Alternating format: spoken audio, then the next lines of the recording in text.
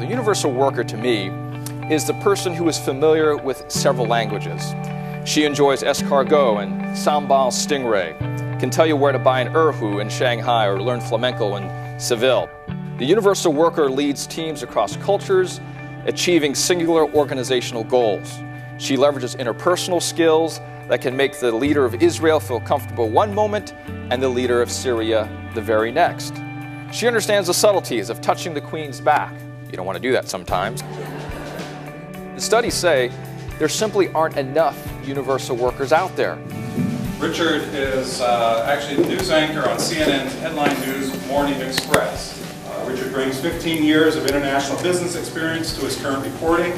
His non-journalism career spans 5 industries. He was the first Chinese-American male to anchor a weekday national newscast and is the only Asian-American solo anchoring a national newscast. My first flight in high school and college was to go to Spain. And it was a very bumpy ride. Needless to say, it started with a panic attack or two. And at the bottom, I've got my A380, which I'm sure you're going to order about 5 or 6 in the next decade or so. I've got my A340, my 777-200LR, 737-800, and I've also got the 747-800 little die-cast model. I like to use them. I like to tell the stories when I can. And to be really honest, it's just an excuse to have some expensive play toys, as any well-respecting grown man would understand when I start talking about that. I mean, I just love talking lifts, flaps, and utilization. Modern air travel, to me, has really made the world's talent pool come together as well. That's a great byproduct. It has allowed my career to become more portable over the last 2 decades and has enabled corporations certainly to access firsthand more peoples, more perspectives than ever before. It has facilitated what I would like to talk about today, and that is the rise of the universal worker. The key skills that differentiate a universal worker are actually soft skills, not the hard skills. Hard skills being the technical, specific, or applicable skills such as in IT. Soft skills being the interpersonal and collaborative team-building skills that work across cultures and functions, the latter being the scarcer and more valuable. So I had a chance in my career to learn firsthand the importance of soft skills when I was working on a carve-out for Citibank in the mobile payment space. My business partners and I were brand new in this territory, certainly. The bank's APIs and legacy systems, the requirements, they were huge, and none of us had bank back-end technical experience. We were basically a group of 5 poets. Take a listen to what we were discussing the day before one final presentation to the managing director of Citibank's corporate bank and what we had ready for him. Let's see what we have. Nothing. It looks great. And that is where the U.S. has a wide lead over other countries in soft skills, and that's according to one testing firm called BrainBench.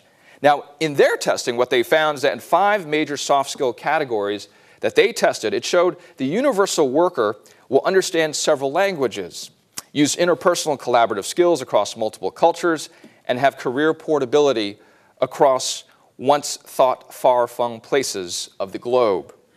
KPMG adds to that, saying the universal worker enables a company to contextualize key business objectives across cultures rather just within one culture. But then there is our age. Some generations are more predisposed to being universal workers.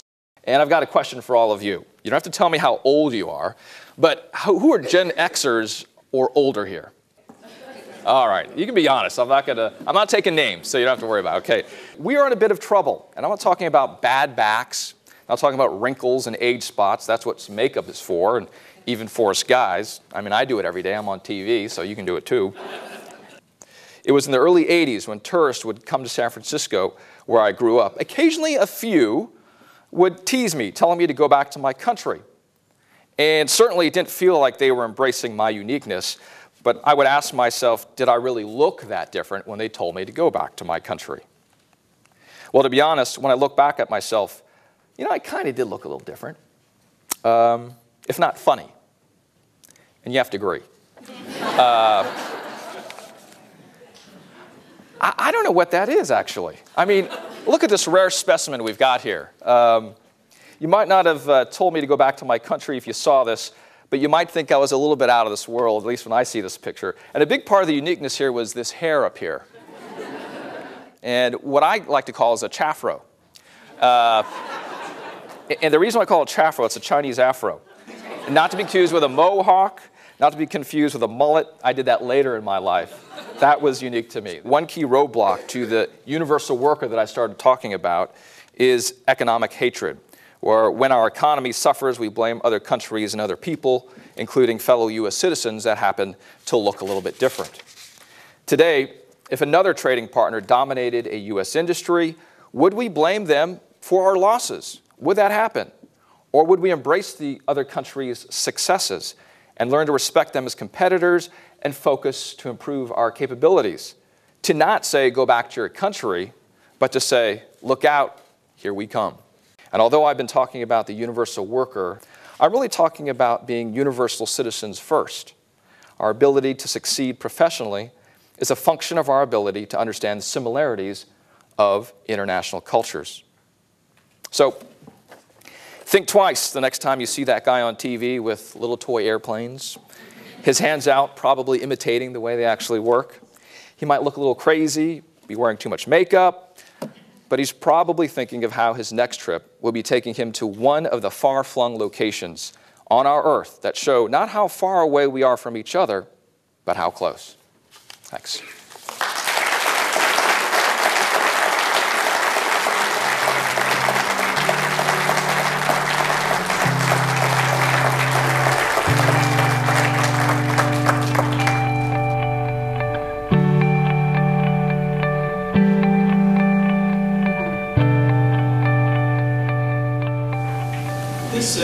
This is a political question. You may want to stay away from it. Seems like. Go for it.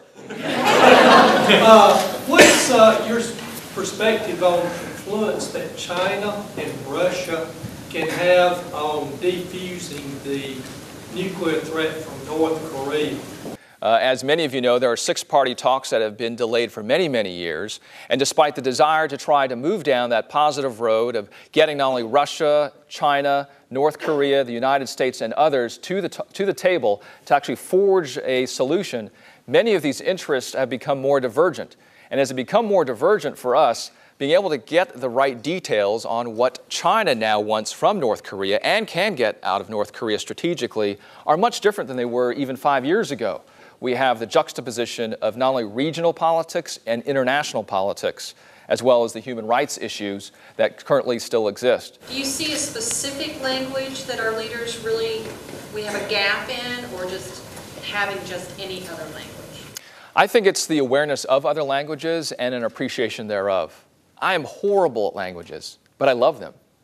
You know, when I go to a new country, I pull out my book, I learn what the 5 or 6 languages are. It is the other point I brought up about universal workers, which is the attitude that we have about these differences and whether we're embracing or not. My personal favorite language, though, is Spanish.